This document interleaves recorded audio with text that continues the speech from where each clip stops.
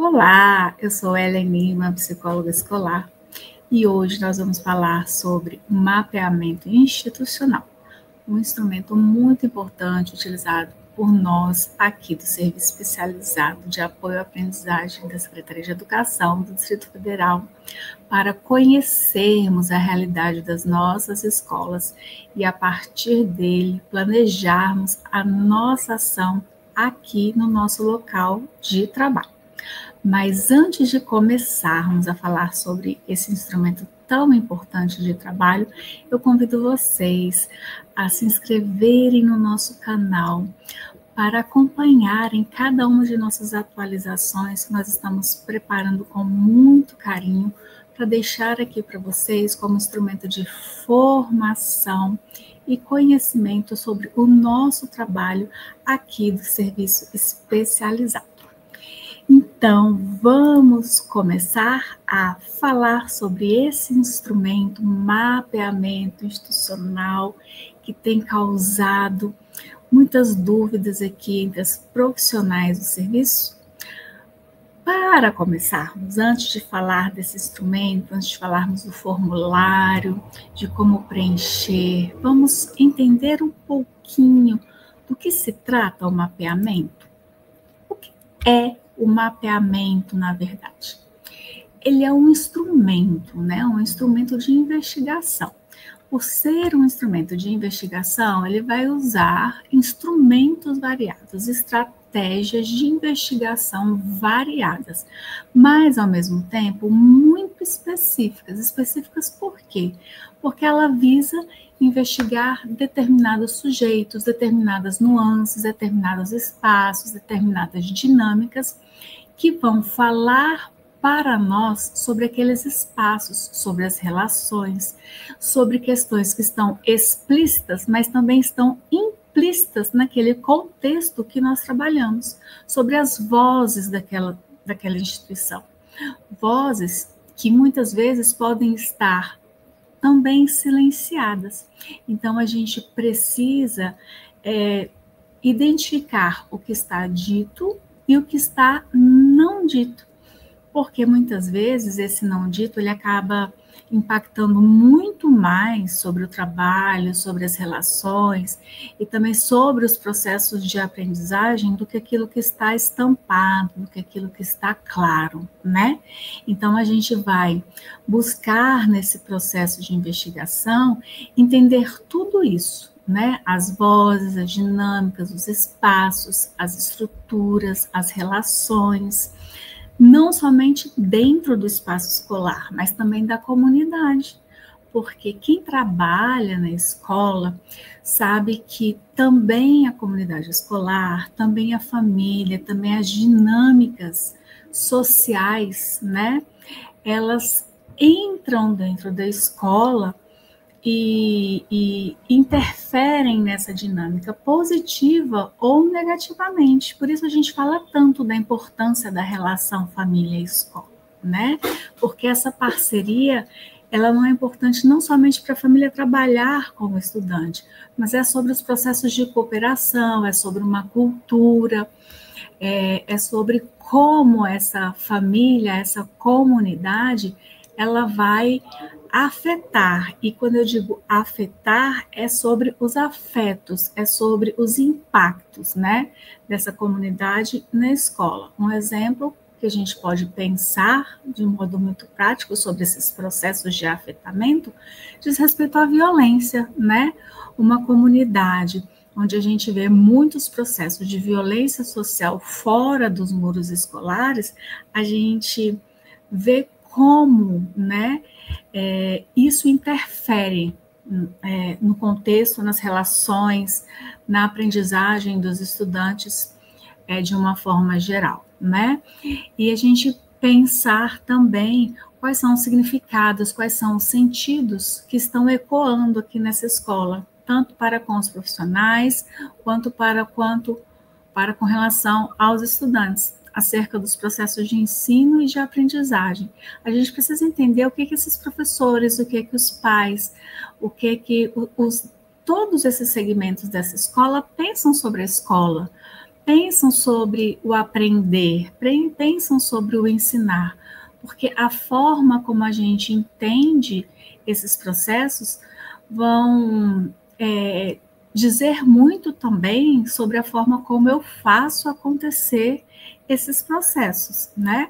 Então, quando eu entendo como essa máquina funciona, eu começo a entender como também eu posso trabalhar com essa máquina. E por isso o mapeamento ele é tão importante, porque talvez eu, enquanto equipe, eu estou propondo uma ação que não dialoga com a forma como os meus profissionais pensam e agem, né? Logo, o meu objetivo vai ser conhecer e analisar os processos da gestão escolar. E quando eu falo gestão, eu não estou falando só de quem está sentado na cadeira da direção, né? Até porque aqui no DF a gente tem uma gestão compartilhada, uma gestão democrática. Então, é pensar nesses diferentes sujeitos que pensam a proposta da escola, né? E as práticas educativas com vistas ao planejamento das ações de assessoramento, acompanhamento e intervenção realizados pelo serviço. Lembram que o serviço ele tem essas 3 dimensões: assessorar, acompanhar e intervir? Então, para que eu possa pensar em como eu vou assessorar a minha escola e os meus profissionais, como eu vou acompanhar os processos de aprendizagem e como eu vou propor intervenções pedagógicas, antes eu tenho que entender que contexto é esse no qual eu estou trabalhando. Eu não posso chegar com ideias mirabolantes, com projetos muito lindos que eu vi, que funcionou, mas que eu trouxe de uma outra escola, sem saber se isso vai funcionar, né? Eu tenho que entender quais são essas demandas.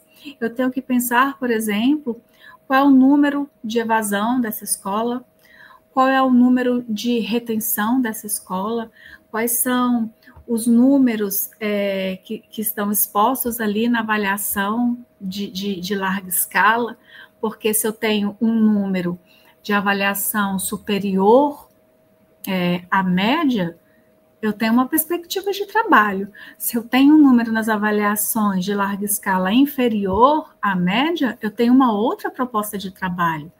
Então, é isso que a gente tem que olhar nesse mapeamento. O que a realidade daquela escola está me dizendo para que eu possa pensar sobre o que eu vou fazer acerca nesse espaço escolar, né?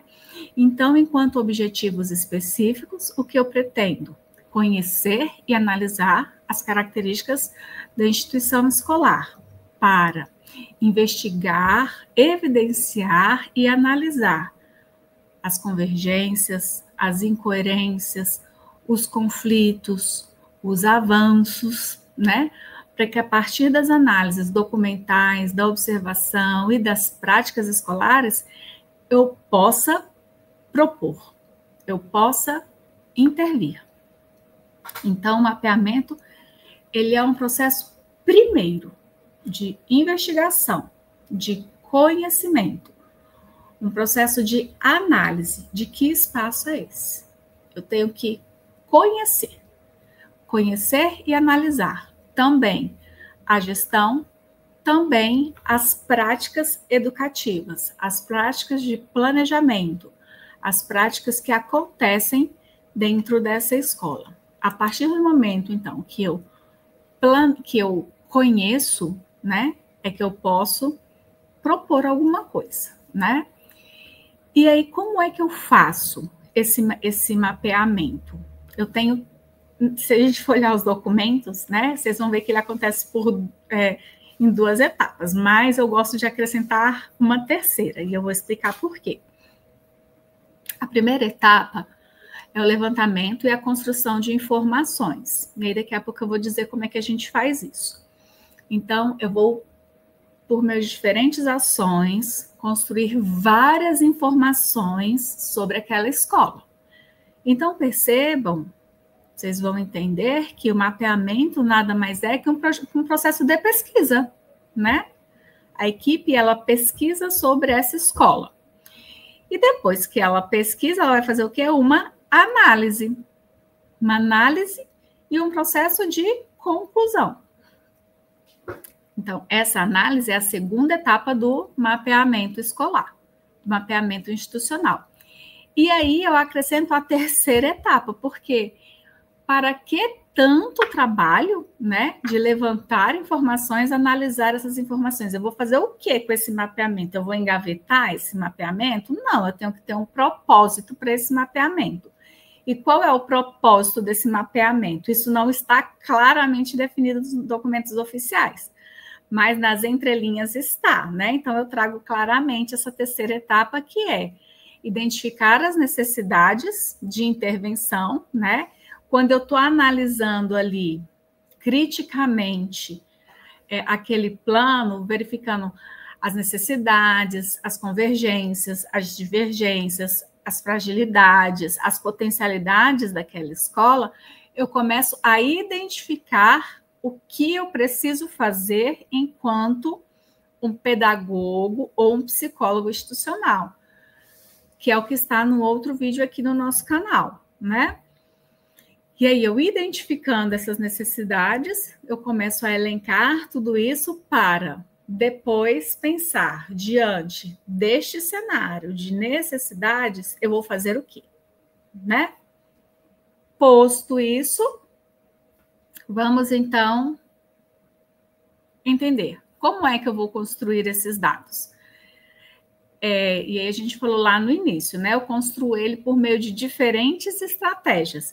Até porque eu vou construir com todos os segmentos da escola. Se eu tenho que compreender todos os espaços internos e externos, se eu tenho que entender estudante, família, comunidade, né? Eu vou ter que fazer isso por meio de diferentes estratégias. Então, eu vou na secretaria escolar, eu vou analisar os documentos da secretaria, eu vou analisar os documentos da gestão, eu vou analisar documentos históricos dessa comunidade, documentos que vão estar na internet, né?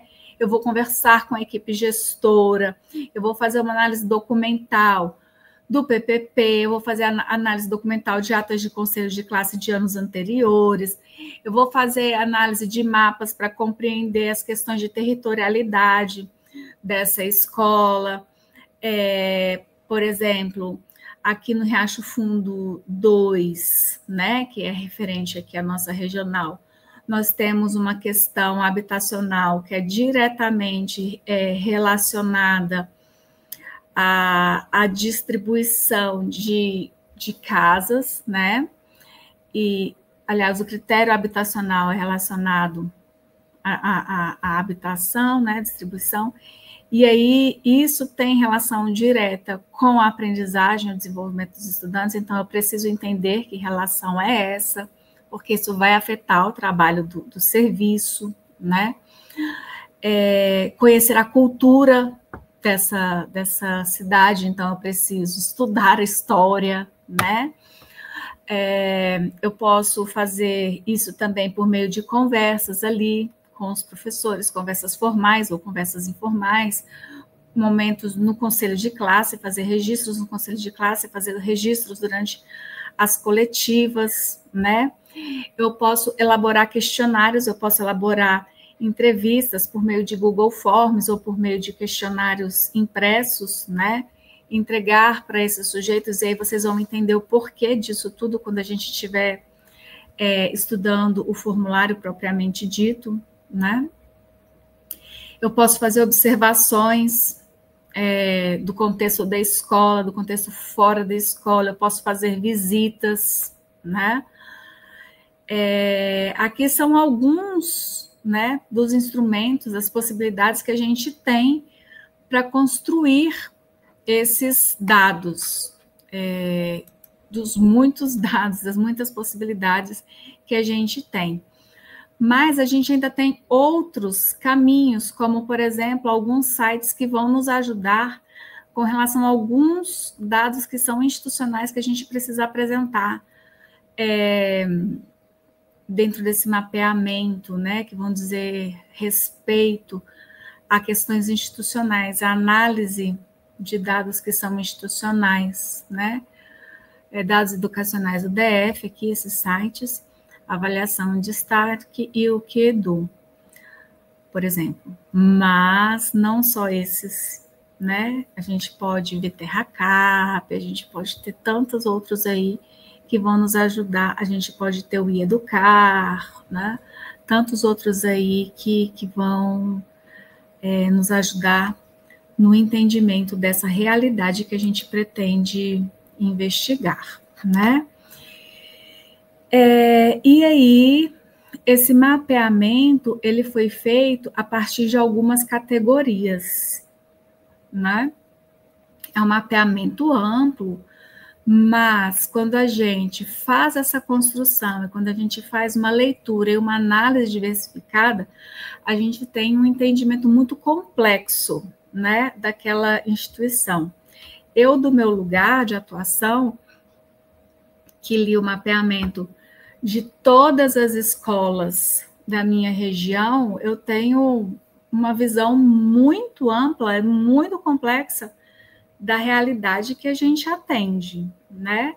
Então, é trabalhoso, mas é muito produtivo ao mesmo tempo, né? Nos dá uma visão muito complexa da realidade que a gente atende.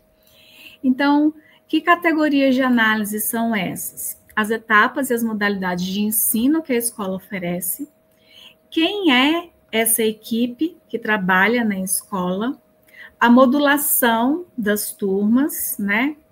Quantas turmas, quantos estudantes, questão de estudantes com necessidades especiais, distribuição, enfim.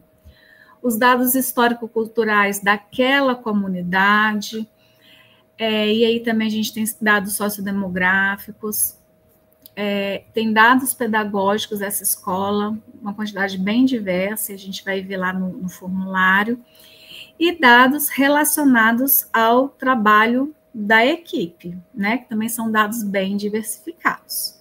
E a gente vai conhecer o desmembramento desses dados quando estudar, daqui a pouco, quando a gente for estudar o formulário. Algumas observações importantes que é muito importante a gente fazer antes de ir para o estudo do formulário.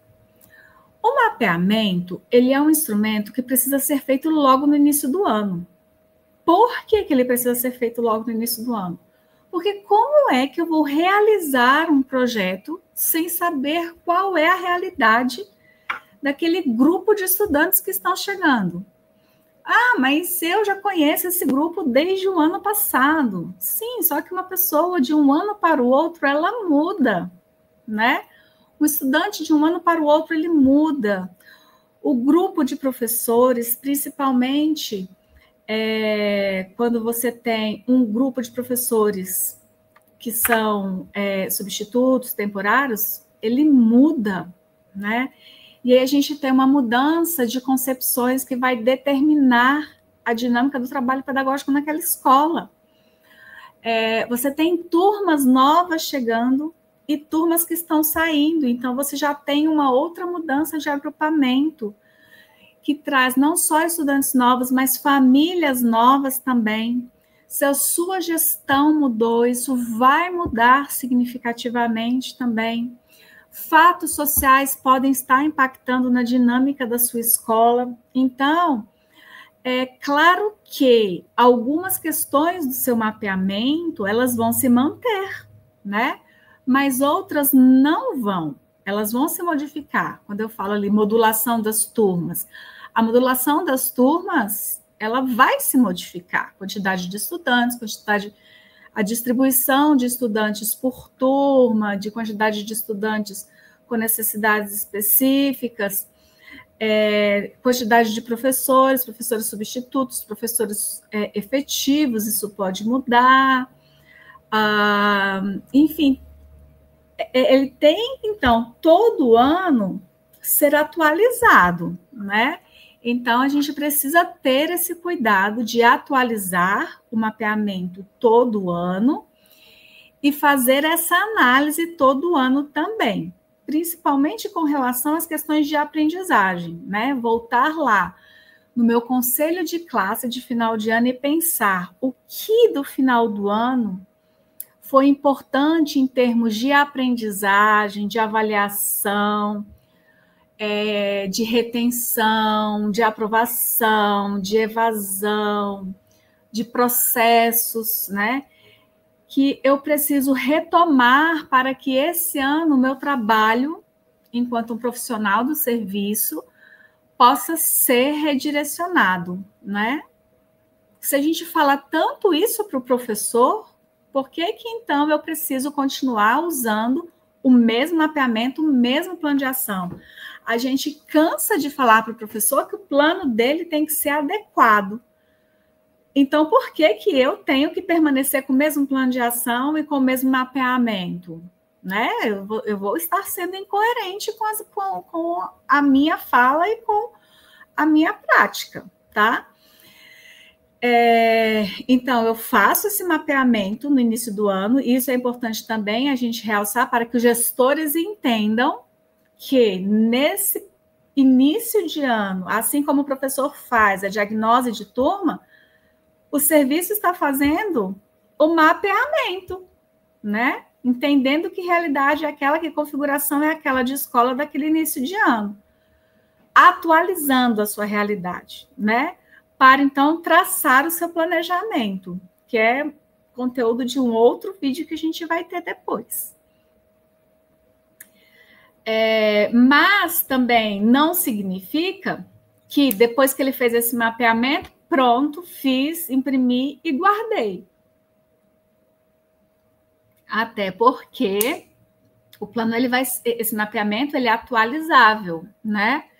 Então, sempre que necessário, você vai retomar esse mapeamento e você vai atualizá-lo conforme a sua realidade vai mudando, né? Você não necessariamente precisa atualizá-lo só no início de ano. Você percebeu que alguma mudança relativa aconteceu, você retoma o seu mapeamento e você atualiza conforme a necessidade, conforme a mudança que foi ocorrendo. Bom, então, feitas essas considerações, essa apresentação inicial, o convite agora é irmos à prática. Vamos lá. Eu vou, então, colocar aqui para a gente o mapeamento.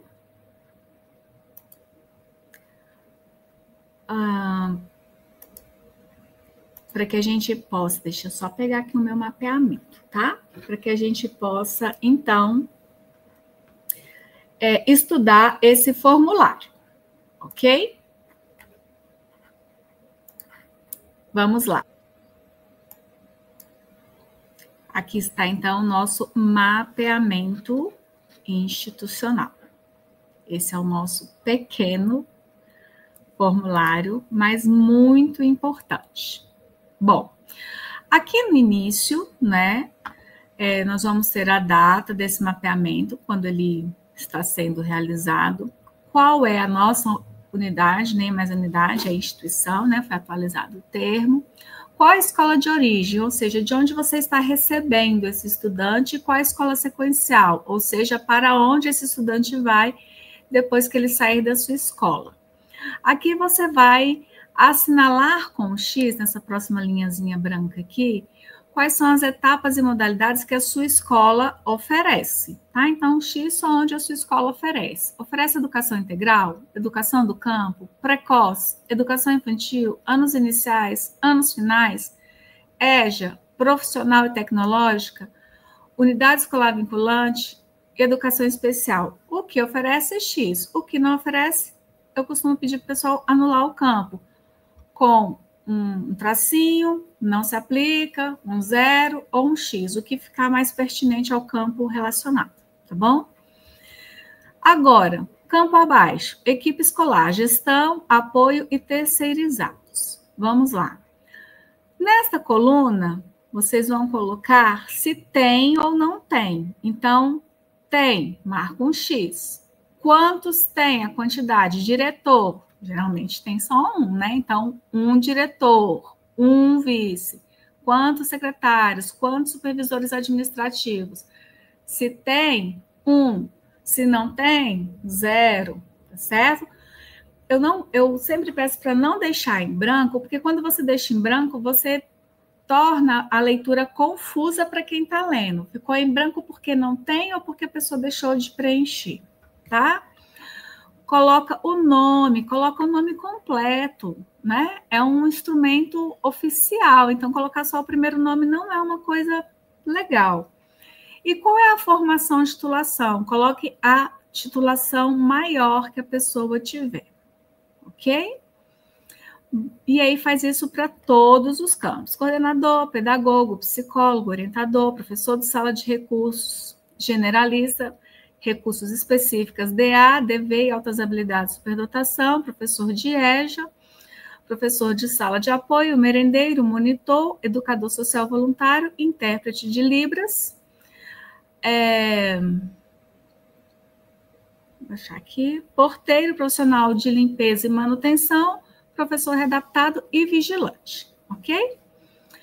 Próximo campo, professores regentes. Quantos efetivos, quantos substitutos e quantos professores em licença. Esse campo aqui é muito importante e eu costumo falar para as pessoas que é um campo muito legal para a gente analisar a necessidade de formação docente.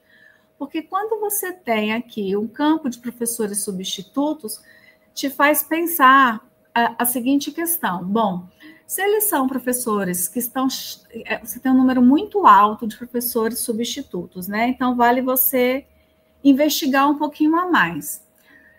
São substitutos, então esses professores temporários já são temporários de carreira, ou seja, são aqueles professores que têm muito tempo de experiência como temporário, são quase professores de carreira, né? Ou são professores novos.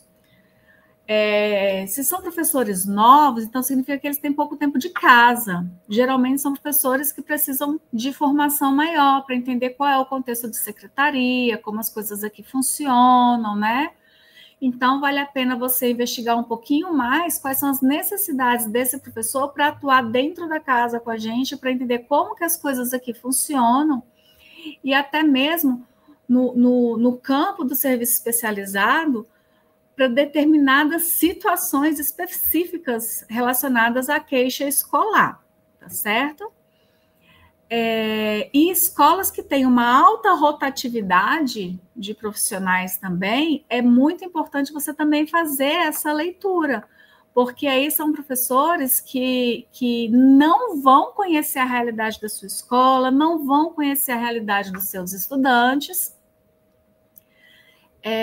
e com isso vão levar maior tempo para se adequar à realidade dessa escola, se adequar à dinâmica, às relações, à organização do trabalho pedagógico.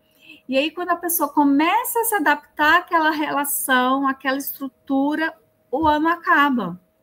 Então, a gente vai viver uma dinâmica, assim, posso dizer, quase que sempre caótica, né? Porque a gente não consegue se adaptar, a gente passa um bom tempo se adaptando para começar a trabalhar. E aí, quando as coisas começam a caminhar, a gente se perde de novo. E aí, isso complica muito, né, a qualidade do trabalho. Então, esse aqui é um ponto muito importante de trabalhar, para a gente observar. Outro campo é aqui a formação de professores. Titulação, graduação, quantos? Você vai quantificar quantos? E observe aqui que a sua somatória aqui tem que corresponder a essa somatória de cima, né, no total de professores regentes. A titulação é um outro campo importante de você trabalhar, né? De você analisar. Se a sua maioria é uma maioria de professores com graduação, então também você precisa investir na formação continuada desses professores, né? Pensar lá nos momentos de coletiva, em parcerias com a EAP, trazer links de curso, de lives, enfim, para que esses professores possam estar aí sempre em possibilidades de formação. E mesmo que, eu tenho especialização, mas que especialização é essa? Elas estão dialogando com a sua área aqui do serviço, com o trabalho que a gente desenvolve? Porque, uma vez não estando, a gente precisa oportunizar essas formações para que o professor possa pensar sempre em oportunidades pedagógicas que favoreçam os processos de aprendizagem especial dos estudantes com necessidades específicas, né? Que é o que a gente vai conversar aqui embaixo. Aqui começa a modulação, né, de turmas. A gente vem com o total de estudantes aqui em cima. Então, o total de estudantes com necessidades educativas especiais. E a gente vem discriminando aqui um a um. Esses dados vocês conseguem na Secretaria Escolar ou no Educar com a ajuda da gestão. Aí vem DI, DF, DA, DV, todos aqui, todos descritos, ok? Depois os transtornos funcionais. Bom, aqui, por isso que eu digo para vocês, você precisa ler o seu mapa, porque eu tenho uma equipe que está batendo o tempo todo com uma formação em DI, mas a demanda dela é em transtorno funcional, lá TDAH e TOD. Então, você está gastando um alto esforço, muito tempo, numa demanda que não é a demanda da sua escola. Não significa que investir em formação para DI não seja importante, mas invista nessa formação num segundo momento, quando a necessidade da sua escola tiver sido sanada. Nesse momento, a necessidade da sua escola é o TOD. Então, olhe para o seu mapeamento. Onde está a maior necessidade? Onde seus professores estão com maior dificuldade? Sane a emergência primeiro, depois você vai para as outras áreas. Compreende? E aí, relacione isso aqui também com a formação dos professores. A formação dos professores, dos seus professores, estão alcançando as deficiências que existem nas suas escolas? Tá? Aí temos aqui um outro quadrante muito importante, né? Raça, etnia. Esses dados aqui vocês vão encontrar na secretaria. Porque quando as famílias vão fazer a matrícula dos estudantes, a gente, como pais, a gente lá declara, né? Você reconhece seu filho como branco, preto, pardo, amarelo, ou não declara, né? Então, quando a secretaria lança isso no Educar, o Educar já traz esse percentual e você pode colocar, né? Dos mapeamentos que eu tenho tido acesso, a maioria das escolas, até porque também é um dado do brasileiro, né? Pardo e preto, né? Então, isso aponta para a gente a necessidade de uma formação dos nossos docentes voltada para as relações étnico-raciais, né? Uma formação voltada para uma educação antirracista. E será que a gente tem observado isso? Isso vai dialogar com outro dado lá embaixo do nosso mapeamento, quando vai falar das violências, né? Como que esse dado aqui em cima dialoga com o dado lá embaixo das violências. Se esses dados eles estão se cruzando, estão dialogando, é um ponto de atenção para você trabalhar no seu plano de ação. Aí vem sexo, masculino e feminino, quantidade de estudantes transgênero, quem faz uso de nome social, quem está em situação de acolhimento institucional. Aí tem aqueles que questionam, né? Eu não concordo ser transgênero, se faz uso de nome social, não sei o quê. Aqui a gente não está discutindo a nossa opinião. Aqui a gente precisa entender a necessidade do estudante e trabalhar qual é a necessidade do estudante, né? Um outro dia eu fui chamada para fazer uma intervenção numa escola porque tinha um estudante transgênero e ele precisava usar o banheiro. Só que esse estudante passava o dia inteiro na escola e ele não podia usar o banheiro. Por quê? Ele não era aceito no banheiro dos estudantes femininos, no banheiro dos estudantes masculinos e também não era aceito no banheiro dos professores. Isso estava afetando a saúde do estudante, né? E a gente não tem que falar sobre o que eu aceito. Ele tinha o direito, né? E também era uma questão de saúde. E a primeira pergunta que eu fiz para a escola foi: vocês não têm um banheiro acessível? Porque a gente fica muito naquela... Eu vou criar um banheiro unissex, né? A gente tem muito mais tabus e cria muitas problematizações em torno de questões que não existem. Simplesmente por questões de preconceito e discriminação, né?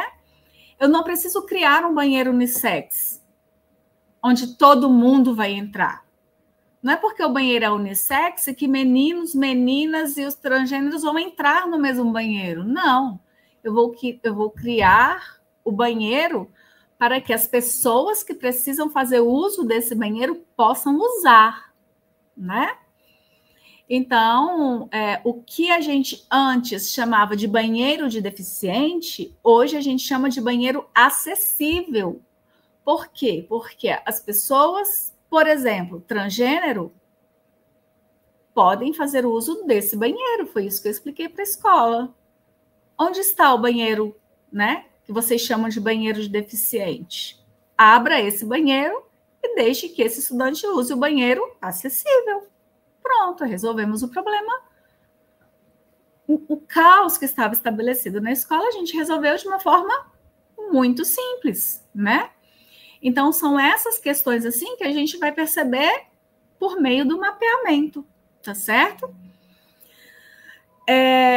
Quantidade de estudantes em acolhimento, ok. Quantidade de programas com crianças beneficiárias de programa de transferência de renda, quantidade de estudantes migrantes internacionais, isso é importante, porque a gente às vezes precisa fazer parcerias, porque tem estudantes que não falam a língua portuguesa, né?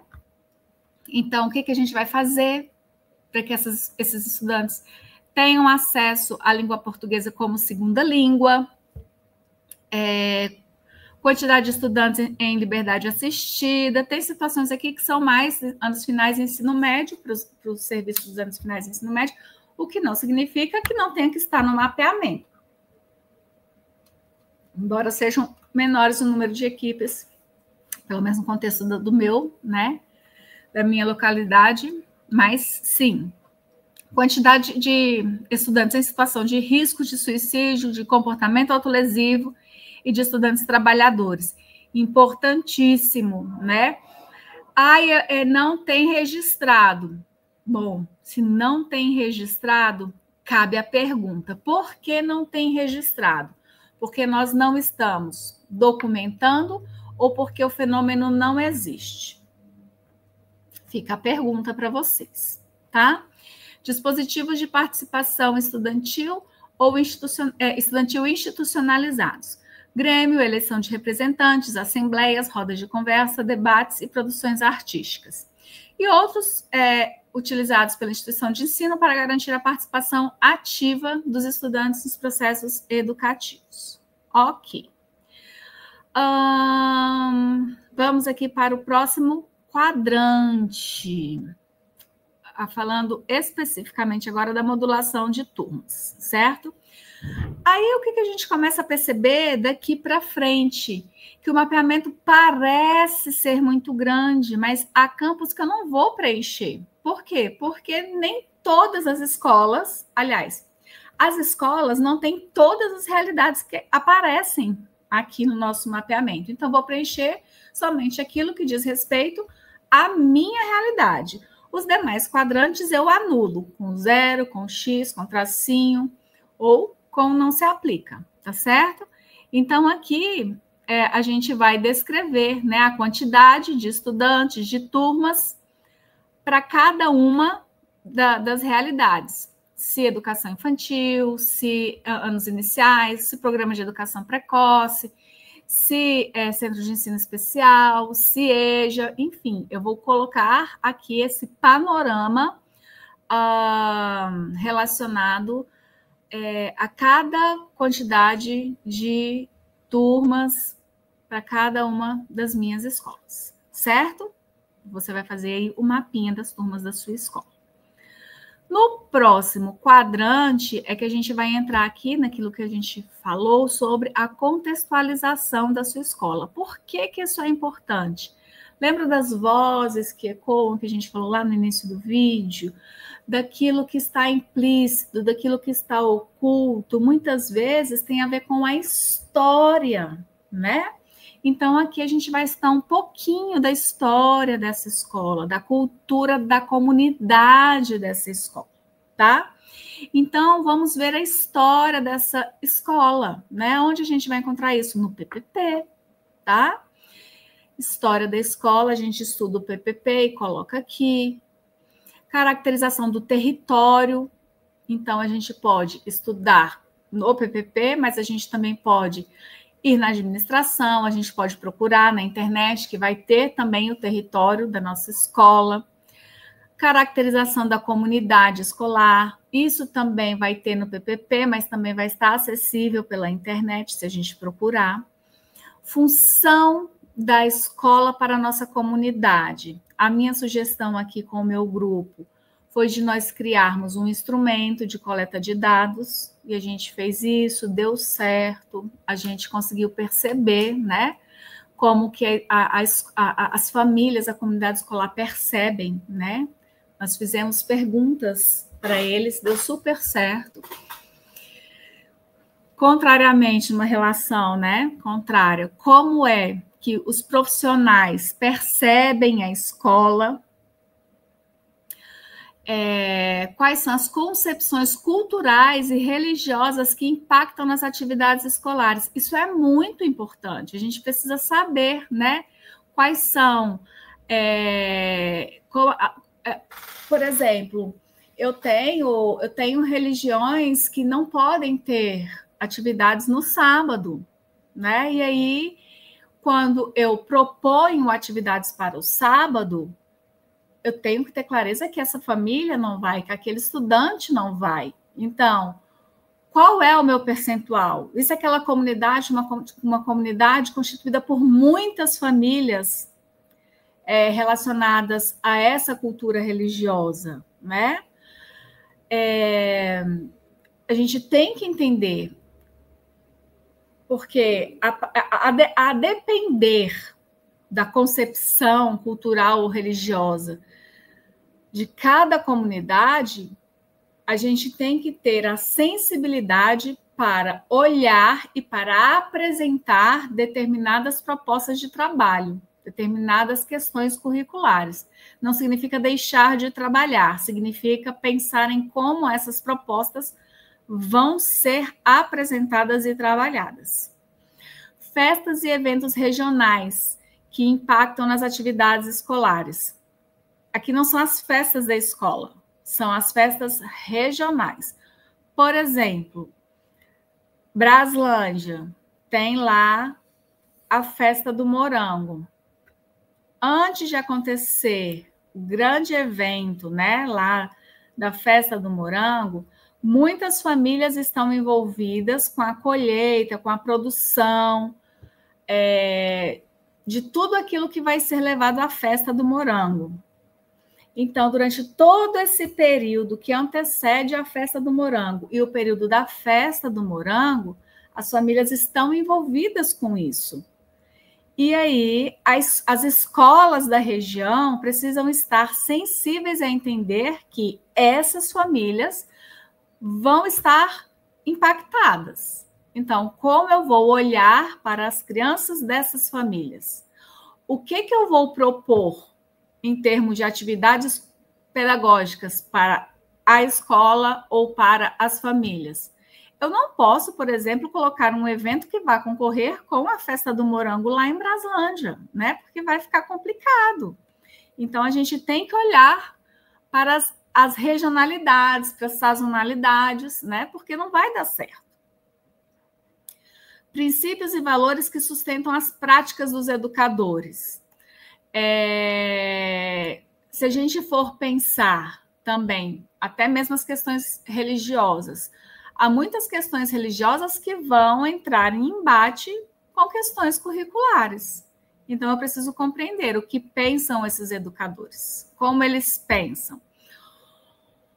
Uma outra questão que afeta diretamente são as concepções de ensino-aprendizagem. Eu tenho que identificar, uma das primeiras questões que eu preciso identificar é qual é a concepção de aprendizagem que o meu grupo de professores tem, de desenvolvimento que o meu grupo de professor tem. Porque se eu tenho um grupo que tem um pensamento inatista, esse grupo, quando ele vier com uma queixa de aprendizagem, ele já vai vir pensando que o problema é o aluno. Vai ser muito difícil eu intervir com ele propondo a mudança de uma prática pedagógica, né? Então, tudo isso a gente precisa identificar. Esse professor está pensando como, né? Ele pensa que o desenvolvimento se dá a partir de onde? Qual é a cidadania que a instituição escolar deseja para construir? Isso está no PPP. Qual sociedade o projeto de educação da instituição defende cotidianamente? Isso também está no PPP. Tem que estar, né? O que significa educar para a sustentabilidade, para a diversidade, para a cidadania e educação em e para os direitos humanos? Esses são temas que estão no currículo da Secretaria de Educação e fazem parte dos eixos transversais. Então, eles devem estar também no PPP.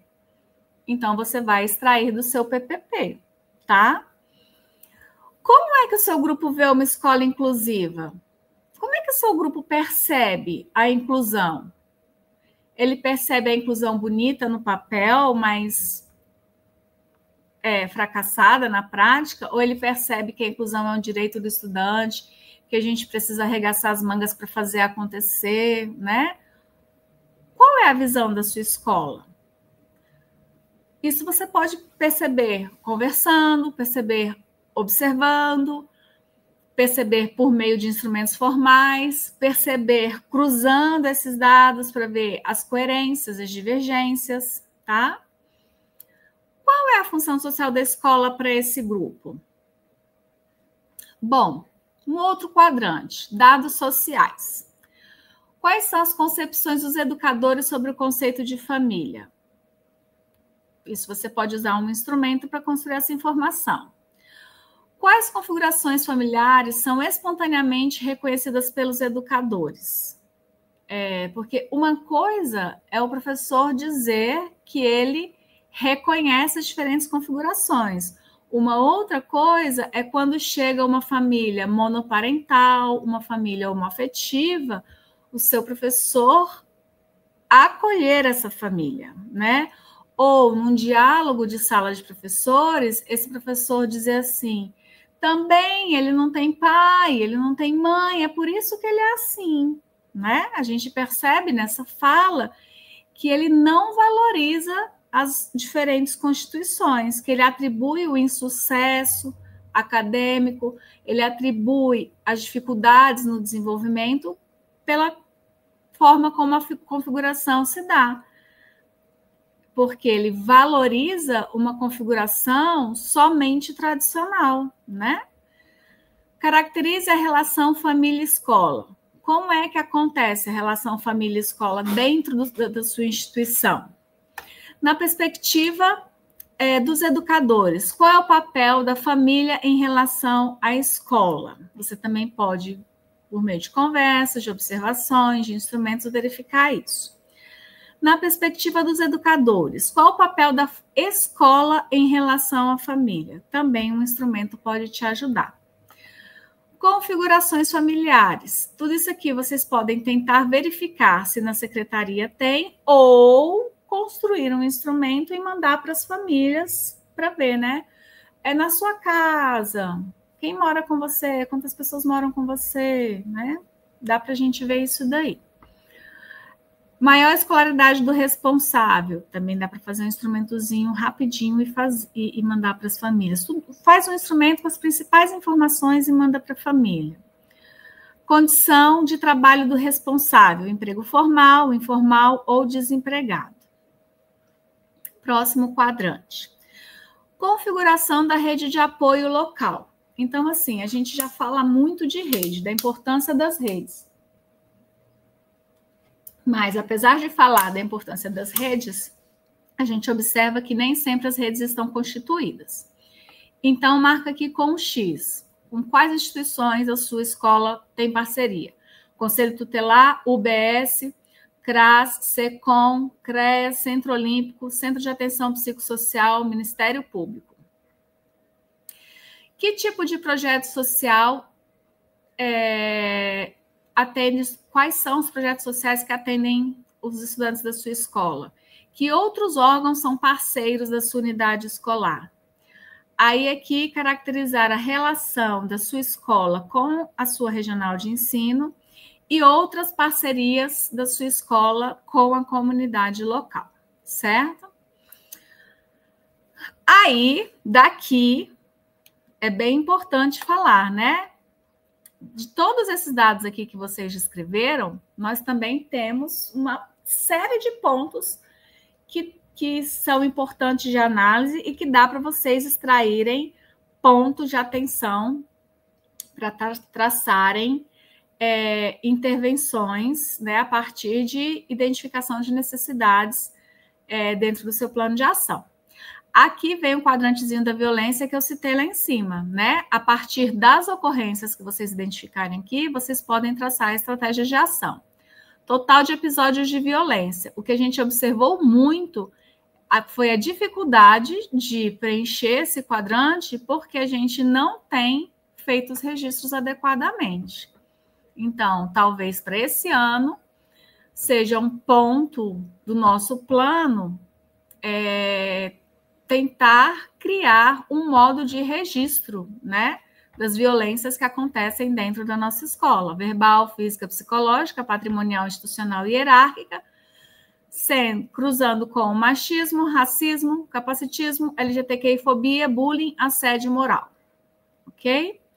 Próximo quadrante, começamos com os dados pedagógicos. Aqui para a educação infantil, para vocês avaliarem, né, a qualidade dos trabalhos que ocorrem. Aqui, nos anos iniciais, a gente começa a fazer a análise com relação às notas do IDEB, ok? Então, vocês vão ter que entrar no site de avaliação e pegar as notas de vocês para poder lançar aqui nos quadros. Anos finais e ensino médio. Vai lançar somente aquilo que diz respeito à sua realidade escolar. Logo, vamos pensar. Bom, está insuficiente. Aqui, eu considero que está insuficiente. Então, é um ponto de ação. Se está insuficiente, como é que eu, enquanto serviço, vou pensar lá no meu processo de assessoramento à gestão ou ao professor, possibilidades de assessorar para que a gente possa elevar a qualidade. A mesma coisa é aqui, nos anos iniciais, né?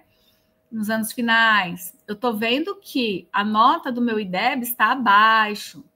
A gente não está alcançando a média que está proposta para a nossa escola. Então, eu, no meu processo de assessoramento, como é que eu vou sentar, fazer uma análise, pegar os indicadores, verificar onde é que estão os pontos de fragilidade e, junto com a minha equipe gestora, ajudá-la a traçar um plano de ação, né? Não sou eu, serviço, que vou executar as intervenções, mas, enquanto serviço, a gente pode sentar para analisar e propor estratégias de ação, ok? Aí vem aqui a avaliação diagnóstica, né? Na EJA, a mesma coisa, certo?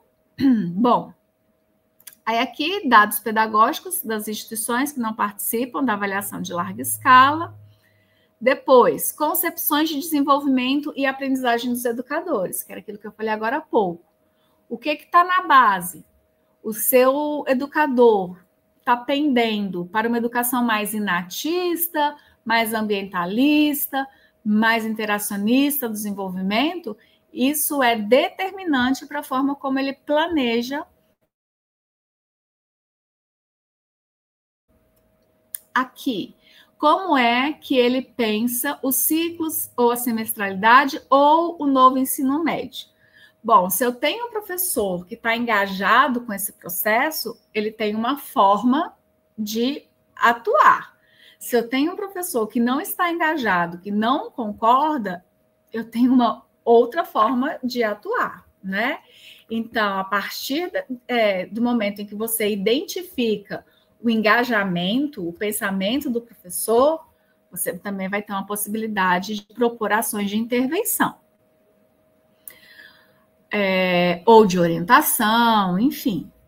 Propostas pedagógicas proposta pedagógica com relação a... Então, aqui, a gente vai falar da relação da equipe gestora com os educadores, com os estudantes, com as famílias e com os processos decisórios. Você vai descrever como é que está acontecendo a relação dessa gestão. Aqui, com relação à coordenação coletiva, como que as coordenações estão sendo planejadas, como que elas estão sendo organizadas e conduzidas, como que estão acontecendo os processos de reagrupamento e como que os projetos interventivos estão acontecendo. Descreve tudo aqui. E aí também, ponto de análise. Analisa, vê pontos de atenção. Pontos de atenção são pontos para você pensar as suas intervenções lá no seu plano de ação. Organização curricular de cada etapa. Como é que os eixos integradores estão organizados na sua escola? Faça a descrição e depois analise e veja se tem necessidade de pensar alguma coisa. Organização dos eixos transversais. Descreva como cada um dos eixos transversais estão sendo organizados e planejados na sua escola. Processos de avaliação formativa. Aqui também é um ponto que a gente precisa ter atenção. A gente acredita que a avaliação formativa, o que eu estou percebendo, né, que a avaliação formativa, ela tem que ser realizada só com os alunos, mas não, a avaliação, ela tem que ser realizada com todos os segmentos, né? Houve um tempo atrás que a gente tinha o dia institucionalizado da avaliação institucional, agora a gente não tem mais, mas não significa que a gente não deva continuar fazendo isso. Então, qual é a proposta na sua escola para avaliar os estudantes, para avaliar o trabalho dos docentes, para avaliar o trabalho da equipe gestora, para avaliar a equipe pedagógica e para avaliar as equipes de apoio? Lembrando que as equipes de apoio não é só o serviço especializado, tá? Tem sala de recursos, tem orientação educacional. E aí, nesse processo de avaliação, quais são os instrumentos que são utilizados para avaliar e, depois de avaliar, quais são os encaminhamentos dados, certo?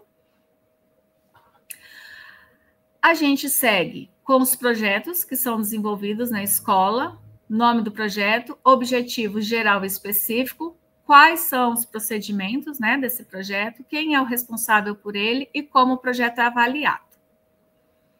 Outros dados relevantes acerca desse projeto. E aqui a gente parte, então, para os dados da equipe na escola. Começamos aqui com mapeamento, historicidade da ação. Teve mapeamento no ano anterior? Aqui abaixo, né? Segunda. Esse é o primeiro mapeamento? Sim ou não? Teve mapeamento no ano anterior? Para realizar este mapeamento, você consultou o mapeamento dos anos anteriores? Utilizou o mapeamento para construir o seu plano de ação? Olha aí a relação entre mapeamento e plano de ação. Qual foi a entrega do plano de ação para a equipe gestora? Ainda. Teve mudanças significativas observadas entre o ano corrente e o ano anterior? Isso significa que, será que as suas ações, intervenções estão surtindo efeito? Né? Isso aqui é um critério de autoavaliação. Quais ações e projetos da equipe estão baseadas no mapeamento institucional do ano anterior? É um tiro no pé, porque se a sua não tem nada a ver com o ano anterior, significa que você está realizando um mapeamento para nada, né? É um ponto de autoavaliação também, tá? A assessoria ao trabalho coletivo. Então, vamos aqui. A partir daqui, vocês podem usar o relatório de avaliação final que vocês entregaram para o coordenador de vocês.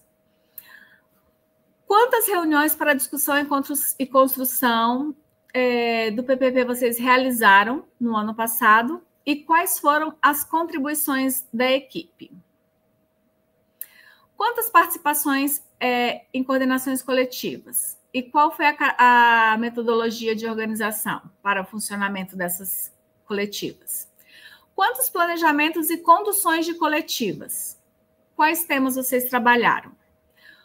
Quantas participações no conselho? Como é que a escola organizou esse conselho? Quais as estratégias adotadas para o conselho, acompanhamento e intervenção em relação às dificuldades? E essas estratégias foram individuais ou coletivas? Quantas reuniões bimestrais de pais ou responsáveis vocês participaram? Quais foram as suas contribuições para essa organização? E quais ações vocês desenvolveram nessas reuniões? Quantos estudos de caso local vocês realizaram no ano passado e quais as contribuições vocês ofereceram? A mesma coisa para os estudos de caso omisso. Quantos suportes e assessorias vocês fizeram à equipe gestora e quais foram as principais demandas que a equipe gestora te ofereceu?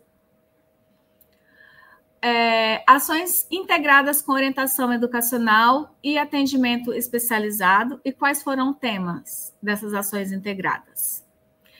E quantas reuniões com a rede de apoio local? Lembrando, CRAS, CREAS, enfim, Conselho Tutelar. Quais foram os temas e os objetivos? Agora, próximo quadrante. Isso aqui, esse quadrante de cima, também considero como um ponto de autoavaliação para vocês, tá? Acompanhamento do processo ensino-aprendizagem.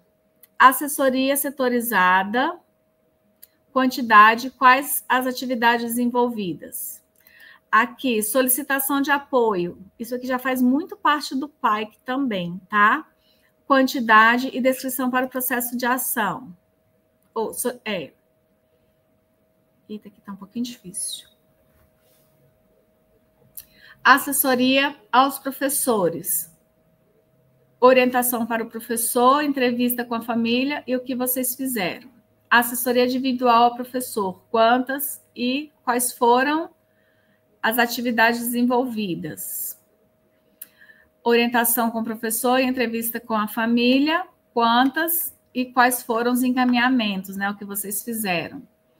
Assessoria individual ao professor, quantas? E orientação com a família responsável, quantas? E quais foram os procedimentos e encaminhamentos? Observação dos processos de ensino, tanto em sala como passeio, parque, em todos os espaços, quantos? As descrições dos processos. E aqui, avaliação e intervenção com grupo e em turma. Observem que a gente não está falando de orientação, intervenção individual, quantidade e os encaminhamentos.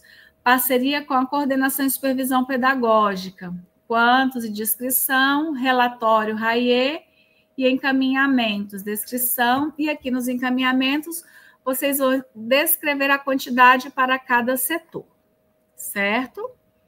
E aqui embaixo, então, vocês vão colocar os projetos que vocês desenvolveram, primeiro relacionando os 4 eixos, né, que a nossa gerência nos pede, com os objetivos, principais ações, o responsável e o projeto, lembrando que eixos são esses: educação para e em e para os direitos humanos, medicalização da educação e da sociedade, e DEB, e o programa Superação nas escolas que tem. E aqui um campo para outros projetos que não estejam relacionados a esses 4 eixos principais, certo? Um outro campo sobre as formações continuadas das equipes. Quantidade de encontros que vocês participaram nos EAPs, né? Aqueles encontros das sextas. E quais foram os temas, tá? Aqui são os dois encontros, são centrais, a jornada pedagógica e o fórum, se vocês participaram aqui individualmente, o pedagogo e o psicólogo, e quais foram os cursos que cada um de vocês realizaram externamente. Para finalizar, outras informações que sejam importantes, que vocês considerem importantes de acrescentarem nesse mapeamento. Então, observem que a gente tem um formulário grande, denso, mas que tem muitas informações, né? E que, de fato, vai demorar um pouquinho para a gente preencher, mas depois do seu primeiro preenchimento, a gente vai ter o trabalho de ir atualizando, né? Mas ele é fundamental para que a gente possa extrair informações da nossa realidade em que a gente atua e, depois disso, construir o plano de ação. Eu sugiro que, depois de construir esse mapeamento, vocês façam uma leitura detalhada, calma, e peguem, né, uma caneta, um marca-texto e vão fazendo uma marcação dos seus pontos assim principais que vocês identifiquem como sendo as principais necessidades de intervenção. Mas se lembrem que a gente não consegue chegar ao alto da escada com um passo só, né? Depois de vocês identificarem as necessidades da sua escola, vocês elenquem aquilo que é prioridade para aquele momento, porque a gente não vai conseguir resolver todas as demandas ao mesmo tempo. Então, priorizem, tá? E atuem naquilo que é emergencial, façam um escalonamento e vão vendo o que vocês podem ir trabalhando ao longo do tempo. E depois disso, gente, é só ir aprimorando o processo, aprimorando tanto o planejamento quanto o plano de ação. Uma ação depois da outra, e você vai, a cada ação, a cada ano, alcançando e resolvendo as suas demandas e crescendo enquanto grupo, não só serviço, mas também escola, né? Eu espero que esse nosso vídeo de hoje tenha sido esclarecedor para que vocês possam ter entendido como funciona, para que serve o mapeamento, como se preenche o mapeamento, mas ele não se encerra aqui, né? Porque ele é processual. Depois a gente vai falar um pouquinho mais sobre ele, a continuidade, né? Com o nosso vídeo do plano de ação. Mas lembrando que o trabalho do serviço ele é um contínuo, né? E justamente por isso o mapeamento ele é retomado a todo tempo, tá certo? Então, no próximo vídeo a gente vai falar do plano de ação e com certeza a gente vai retomar mais detalhes e mais questões acerca do mapeamento. Eu espero que tenha sido muito produtivo e a gente se vê no próximo vídeo do plano de ação. Até breve. Um abraço para vocês.